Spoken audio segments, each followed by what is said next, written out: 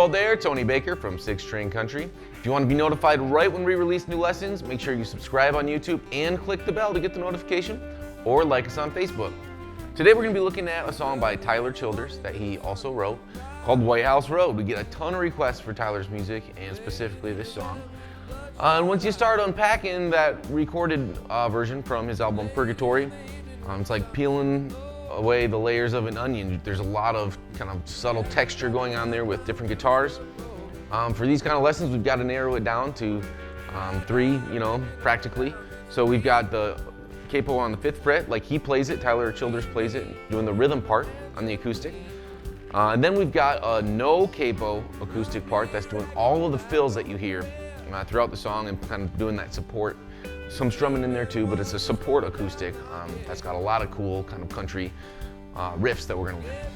Drinking that moonshine, get me higher than the grocery bill. Take my troubles to the hot water, throw in the river and get your fill. And then we have an electric guitar part we're going to learn that's going to be covering all of the kind of heavy tremolo slide guitar work you hear, as well as all of the really prominent electric guitar riffs that we hear throughout the recording. So we've got a lot to work on. Let's get going.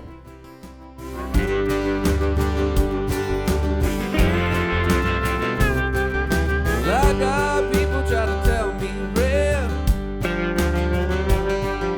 Keep this living and you wind up dead.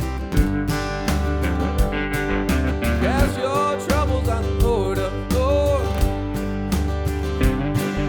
Wind up laying on a cooling board. In this tutorial, we're going to be looking at the acoustic guitar part, the rhythm part. We're in drop D tuning, and we have a capo on the 5th fret. So you can go string 6 through 2 here. This low string to get to drop D is down tuned a whole step. Instead of an E note, it's down tuned a whole step to a D note. And so when we play this key of D shape like this, open, open, open, 2, 3, it sounds like this. We mute this high E string, this whole song, all right? So this is the first chord.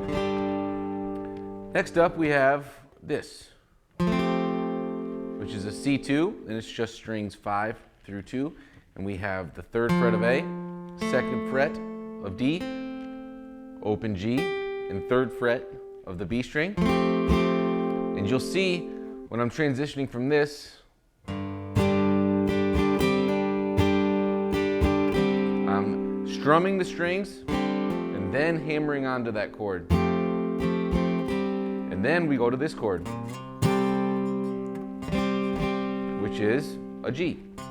So we're sliding into that, 3 to 5, the A string. All right, in this tutorial, we're going to be covering the support acoustic that's doing all the fun riffs that we hear on that recording on the Purgatory album. And we're going to be in standard tuning with no capo for this. You hear him doing some of these lower register riffs, which would be underneath the capo where Tyler's got it. And you can hear some like open chord kind of stuff happening. So we're gonna learn everything that we hear on that record. All right, and these parts, I always like to throw out a disclaimer. It's not really practical to try and learn everything exactly to regurgitate in a live performance. No one does that. You look at Tyler doing it live. No one's sitting there doing all these riffs. I'm sure it's possible to memorize them all to that level. I wouldn't use my time that way. If you want to study it and learn these riffs, I would use it as a study to put some of these riffs in your riff toolbox so you can pull them out. And certainly, if you're playing the song live, use the riffs live. I mean, they go great on this song. There are some really nice kind of country acoustic riffs that we're going to be learning here. But I wouldn't, if it's me, I personally wouldn't, set out to learn this part with the intention of memorizing it all, note for note, and obsessing over every little detail. See, I'm learning the riffs to learn them, add them into my riff toolbox, to pull them out whenever I want, and I'm learning the feel for some of these kind of things.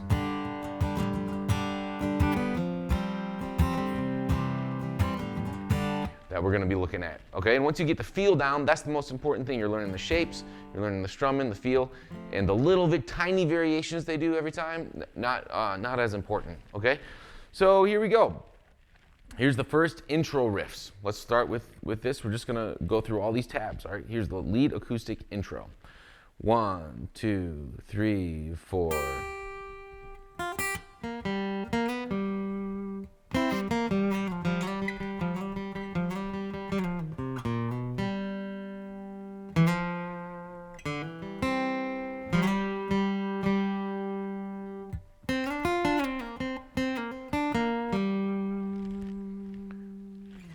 Okay, let's go. We start on, comes in on the 1E of the 1E into 2E into 3E into 4E. Comes in on the 4E of this first measure. 1E into 2E into 3E into 4E. Okay, on that third fret of the high E string. Then we go 1 to 3, over to the G string, 3, 0. You can do a little tiny bend there. And then 3 to 4, slide up, probably with your middle finger on G, and then 5th fret of D. Then we do this.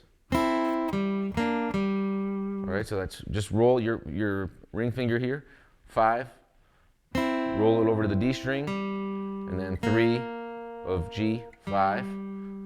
All right, then we've got 3 sliding up to 5 on D in the open G string.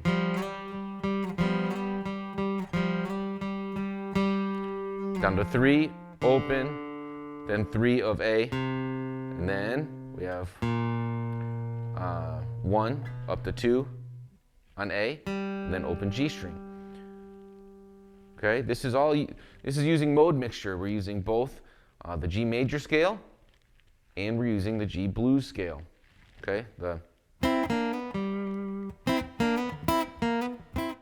in this lesson we're going to be going over the electric guitar part for Whitehouse Road. For tuning, because of the slide, we can leave it in standard tuning except for the high string. For string 1, we're going to tune that down a whole step. So instead of matching this 5th fret, it's going to match this 3rd fret of B. Instead of an E note, this is down a whole step and it's going to be a D note, okay? That way we can do this.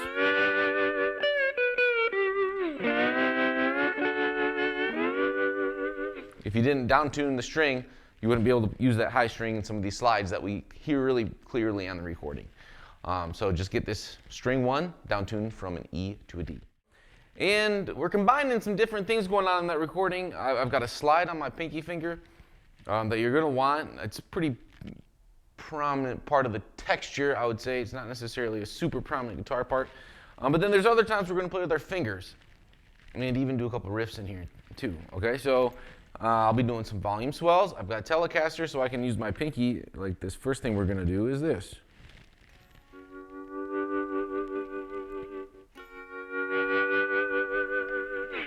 Okay, and so what I'm doing there is with my pinky, I go down to about 50% volume, and I'm striking with my slide on the 11th fret.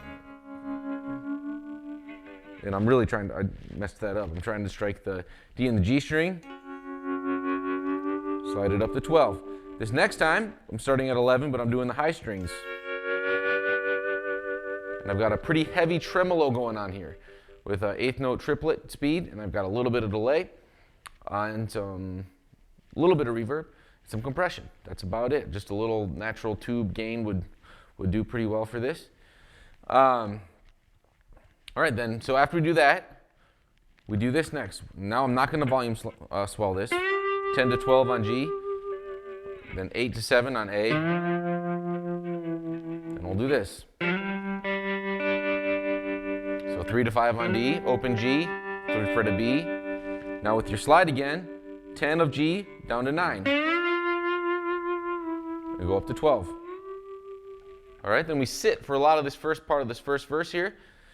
So then when we come in on the first verse, we can start with our fingers, fret 3, down to 2, and up to 5, 2, 3,